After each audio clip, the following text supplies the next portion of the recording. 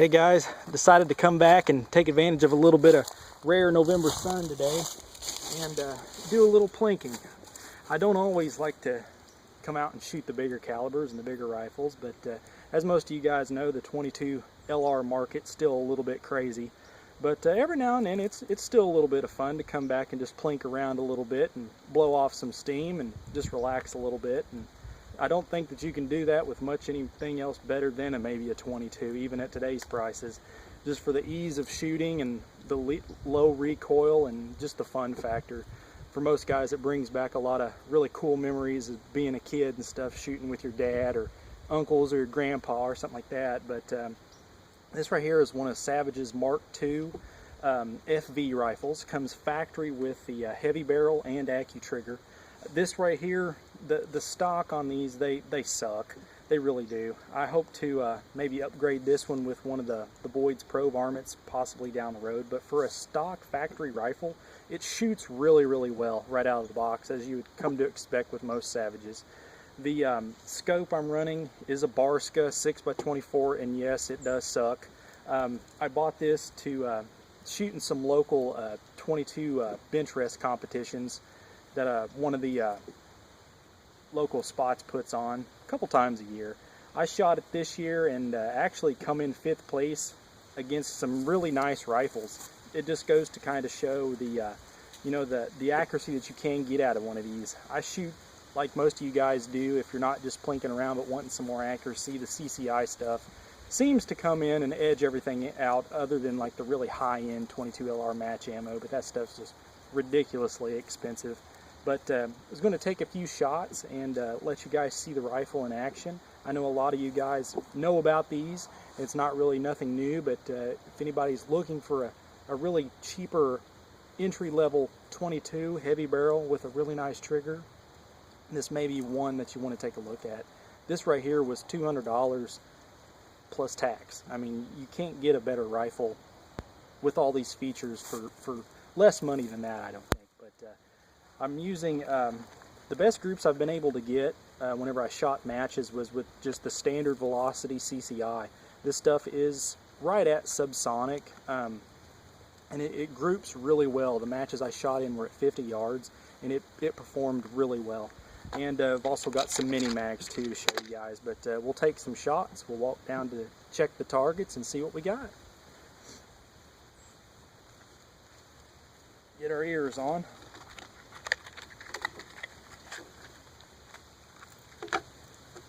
First target we'll take at 50 yards. The 50-yard rimfire benchrest shooting is just an absolute blast.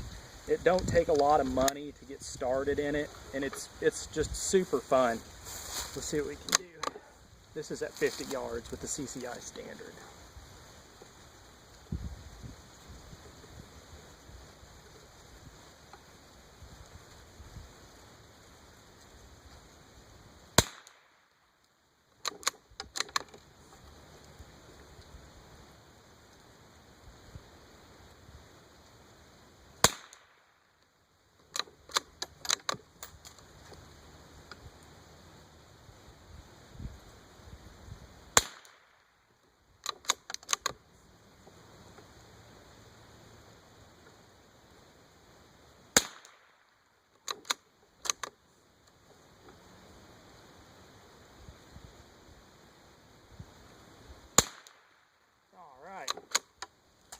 Let's try a group of the mini mags here at 50.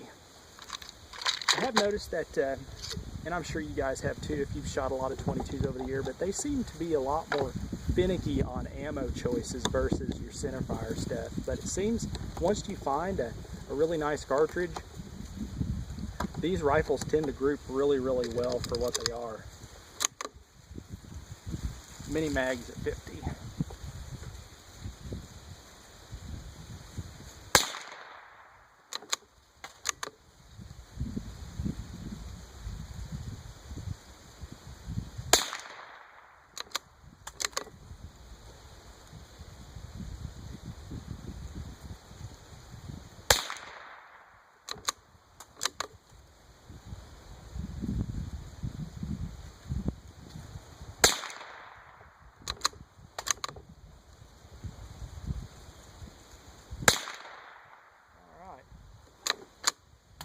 And make things a little bit more fun, we'll go ahead and stretch these subsonic ones out to 100 and see what we can do with those.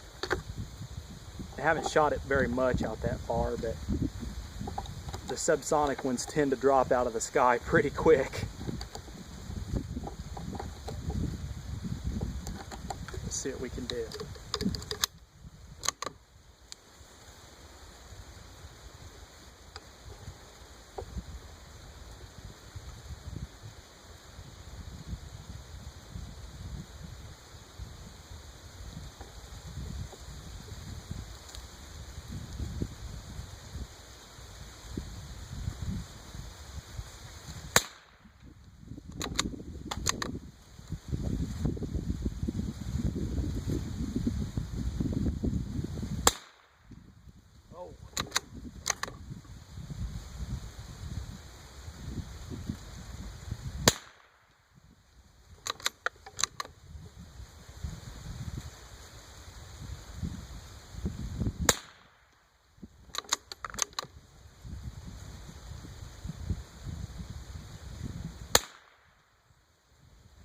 I think I pulled a couple.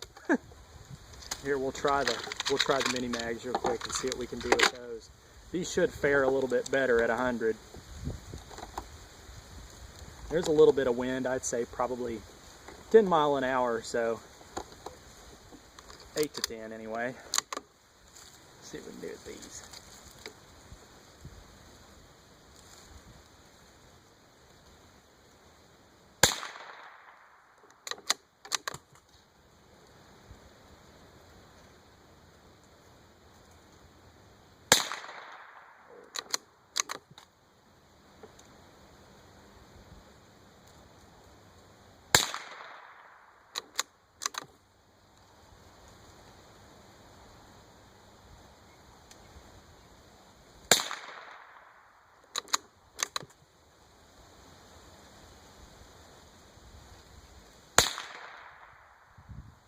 Alright, let's walk down and take a look.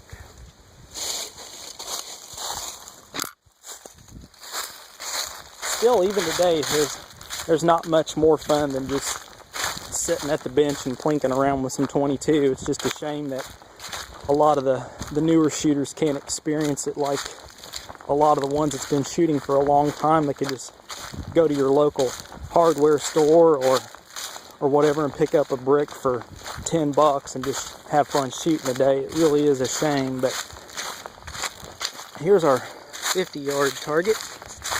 And as you can see, like I said, that one there is with the CCI standard. I mean, that's really tiny. So shooting 50-yard bench rest with that's why it's my choice go-to round. But and here is the ones with the mini mags.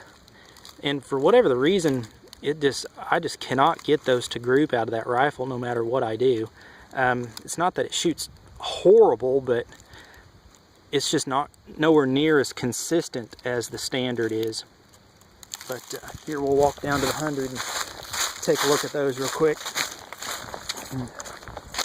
I haven't had a chance to try any of the other high-end stuff, but I tell you, for $200, one of those rifles is a lot of bang for the buck, especially if you've got a new shooter wanting to get into the sport, or some of the seasoned shooters that just want to try something different and maybe try 50-yard rimfire bench rest. It's a lot of fun.